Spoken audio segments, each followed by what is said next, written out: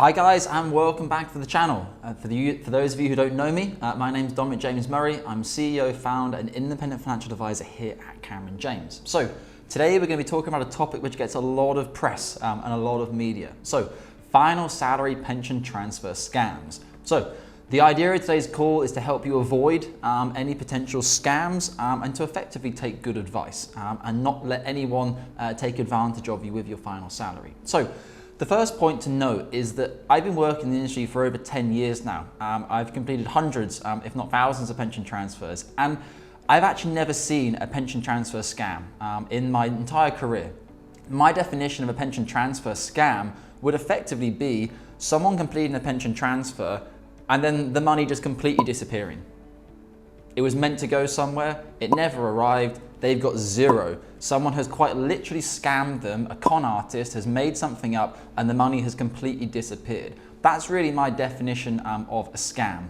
Now, the other definition of a scam, which is kind of from the FCA, they actually believe that anybody who charges a client too much money is actually a scam. Now, in recent paperwork which has come out from the FCA, what they deem to be wholly unsuitable charges can also be classified as a scam. So I kind of like the idea of this. It's like saying if somebody rips you off and you pay too much money and you pay very, very high charges and fees and you have poor performance, the FCA is now deeming that as a scam.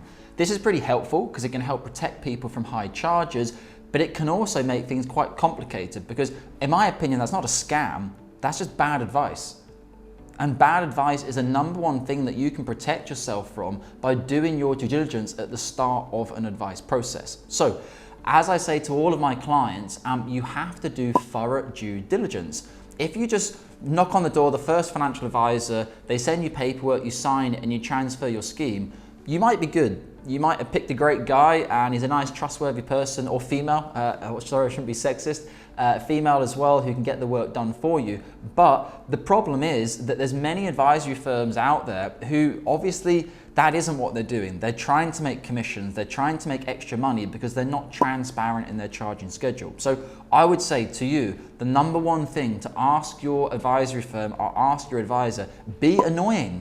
Ask them to write on email or even send you a letter if you really require it, that they will not be taking any commission, trail, back-ended funds, and they have no conflict of interest with any of the providers they place you with, because they'll sometimes be the SIP provider, they'll be the platform provider, they'll be the underlying funds and portfolio. That could be up to 4, 5, 6, 7, 10, 12 different parties involved once the transfer has been completed. What you need to make sure is that your advisory firm, an IFA, doesn't receive any money from these guys. I would even refer to people who have their Christmas parties paid for by these providers. I mean, really, it's a benefit in kind. It's not direct commission, but it's effectively saying, oh, we'll pay for this for you if you help give us your business. I don't really think that should be done in the financial industry. And at Cameron James, we never accept anything from the providers that we work with. If we ever do meet with them, we're more than happy to pay ourselves for things or even buy them drinks, because we just don't want any conflict of interest of any of these providers. So one of the important things as well to note with pension transfer scams is that that's obviously #1. You make sure to do your due diligence first.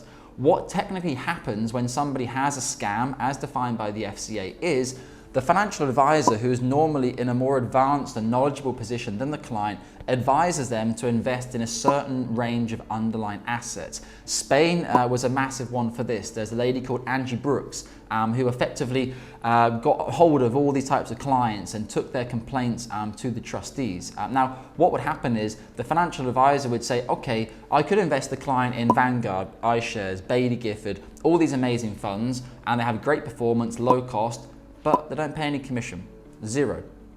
iShares don't need to pay an advisor commission because they already have billions under management. Vanguard don't need to pay anyone commission because they have billions under management.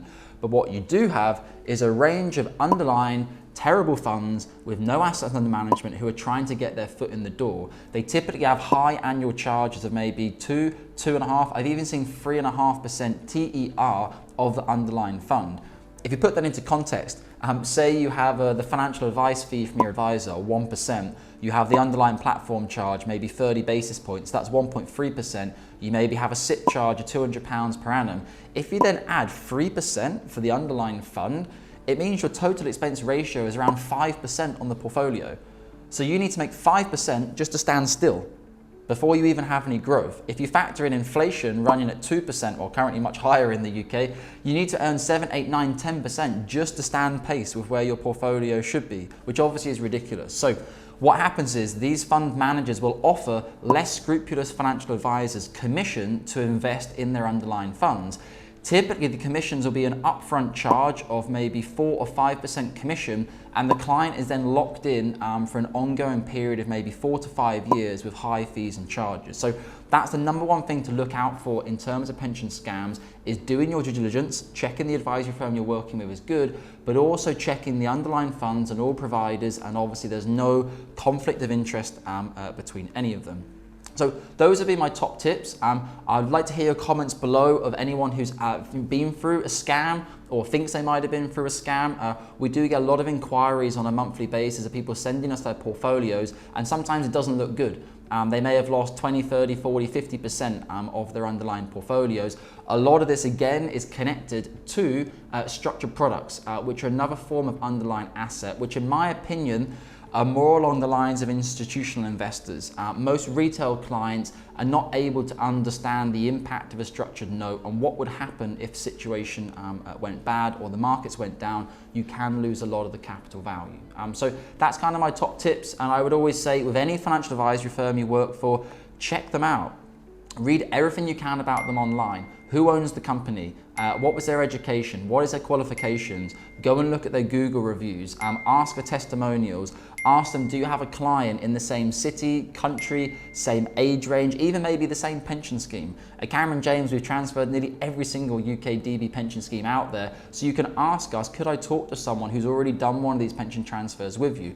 If your financial advisory firm or financial advisor is not forthcoming with any of that information, it's a little bit suspect, because it means there's something there to be hidden. Now, it doesn't mean it has to be Google reviews. It could be Trustpilot. It could be whatever review system they use, but something that you can ensure that those reviews are independent and haven't been made up. A lot of advisory firms, it's interesting, you go on their review section and it's like 7 reviews left on the same day or 20 reviews left on the same day, then no reviews for 3 months. Obviously, you can do your own research to work out that type of stuff. And my final tip before I go today is always type in your financial advisor's name plus the name of the company and use less favorable search terms in Google. Scam, rip-off, commission, trail, back-ended funds, exit penalty, complaints, any of that type of stuff, and just see what you get. If you get a clean bill of health on Google, it basically means there's a very high chance that financial advisor or financial advisory firm have never given bad advice, because in this day and age,